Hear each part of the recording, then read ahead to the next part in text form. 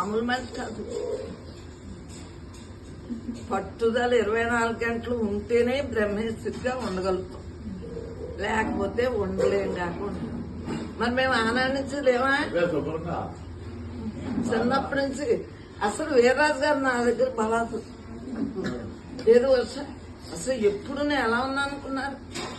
ఎట్టి పరిస్థితుల్లోనే ఎలా ఉన్నానే పెట్టింది ఇదే కదా. ఎందువల్ల ఒకరి కోసం కాదు, నా కోసం నేను ఎవరి కోసం కాదు, నా కోసం నేను. అలాగే మీకోసం మీరు బతికితే అంటే ఉన్ననాళ్ళు బ్రతుకుతాం. ఎలాగ బతుకుతాం?